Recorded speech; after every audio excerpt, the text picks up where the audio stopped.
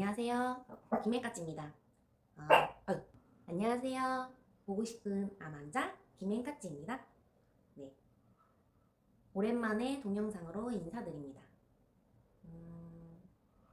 저 잊지 마시라고 재밌게 해드리려고 동영상 쇼츠를 계속 올리고 있었습니다. 지금은 아이를 재우고 왔고요. 저녁 10시가 되었습니다. 신랑은 오늘 좀 늦게 온다 그래서 그 시간을 이렇게 구독자님들과 만나려 합니다. 오늘은 편안하게 수다를 떨고 싶어요. 저랑 조금 더 가까워지시지 않을까 하는 저의 얘기를 풀어드리려 합니다.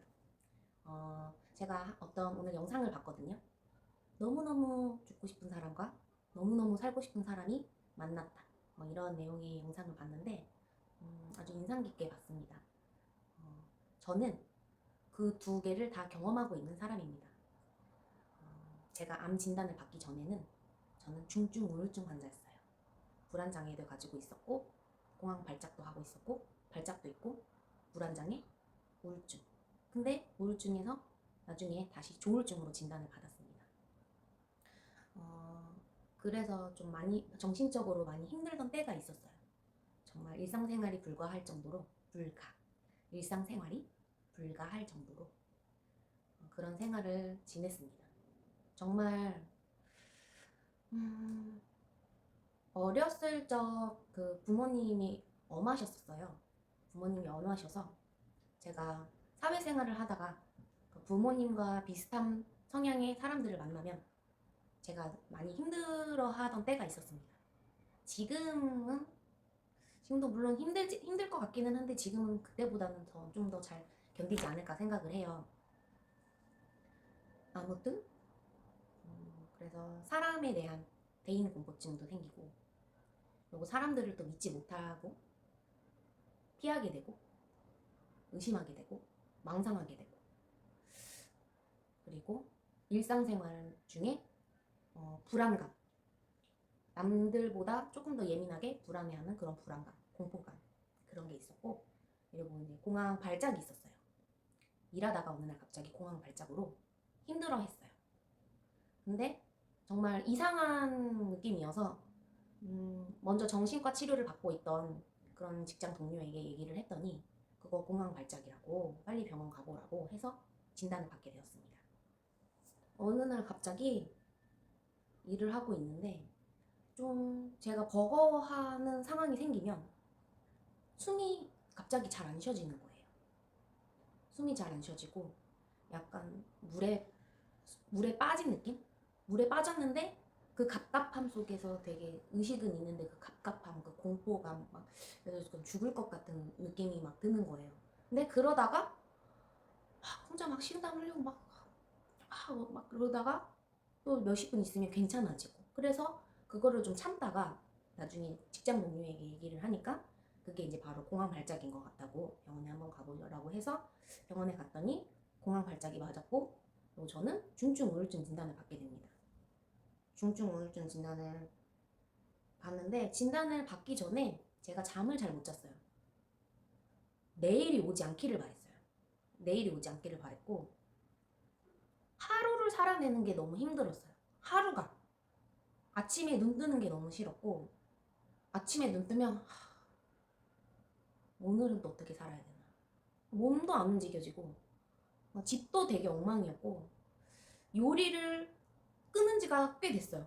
그래서 그때는 이제 일한다는 핑계로 배달 음식을 진짜 맨날 시켜 먹고 외식을 하려고 했고, 주방은 거의 거부를 하고 설거지하고 뭐 이런 게 또 너무 싫으니까 뭐 게으를 수도 있겠지만 제가 요리하는 걸 되게 좋아했었거든요. 제가 요리를 해서 요리를 또 못하던 게 아니었어요. 요리를 나름 잘하는데 하면 잘해요. 다 맛있다고 막 그러는데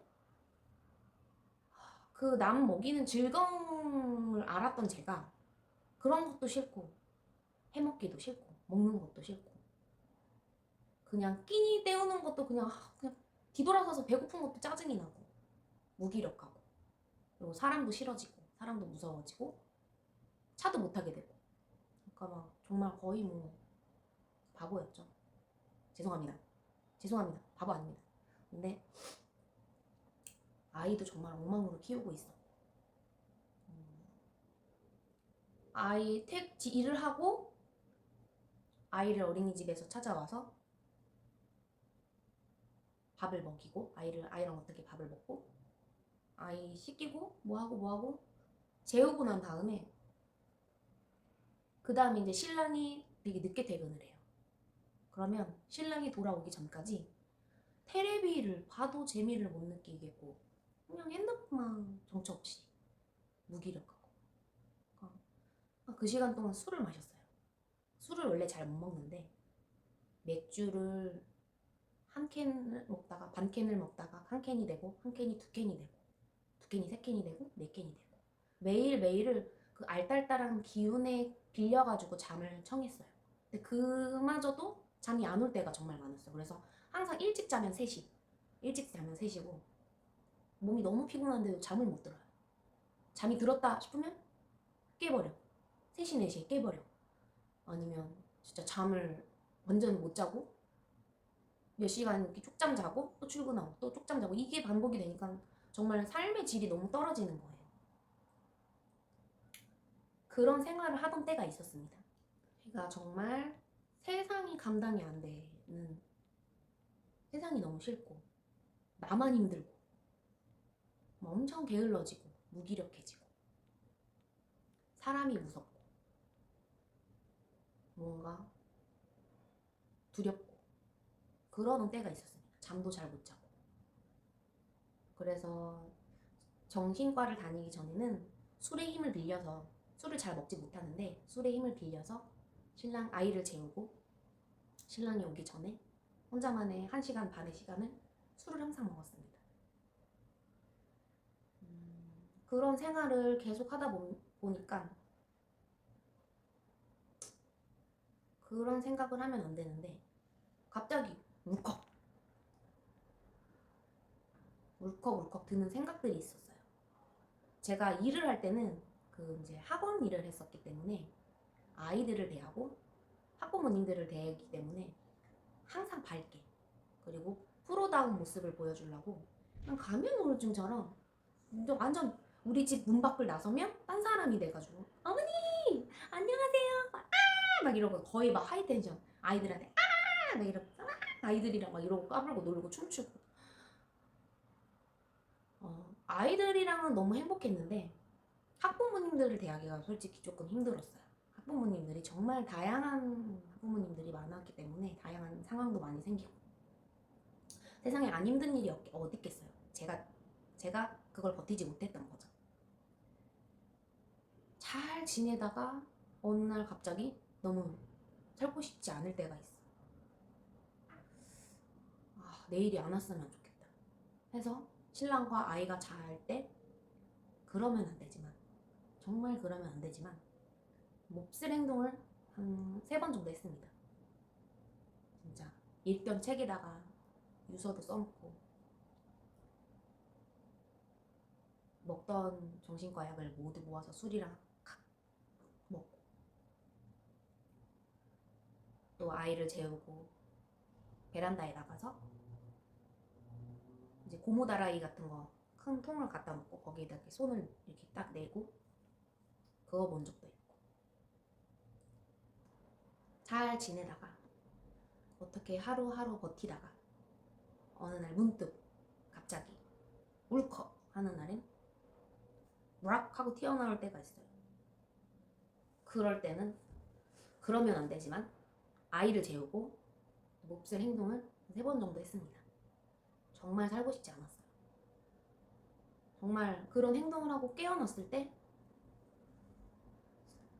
살았어 하면 나 살았다 이런 생각이랑 또 살았어 이런 생각이 공존을 해요. 되게 짜증났어요.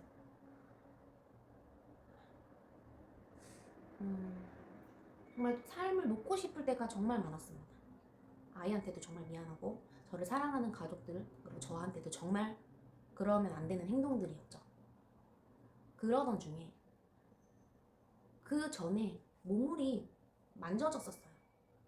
우울증일 때 우울증 걸리기 전에 몸물이 만져졌었는데 우울증이 걸리고 나서 병원을 한동안 2년 정도를 다 끊어버렸어요. 아파도 안 가고.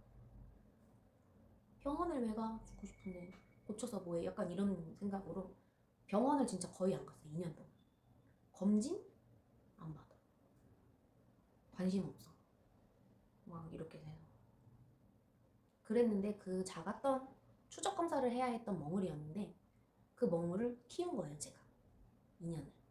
2년 동안 그 멍울이 커졌습니다. 그리고 그게 암이 되었습니다. 그리고 저는 우울증 치료를 하던 중에 암 진단을 받게 돼요. 암 진단을 받았는데 머리를 망치고 팍 맞은 거예요. 아, 암이라고? 나 죽는다고? 내가? 텔레비에서 보던 암? 그럼 텔레비에서 보던 그 병원에서 보호자분이랑 같이 오세요. 뭐 오셔야 될 것 같습니다. 암입니다. 막 이런 얘기들이 막 펼쳐지고 있는 거예요.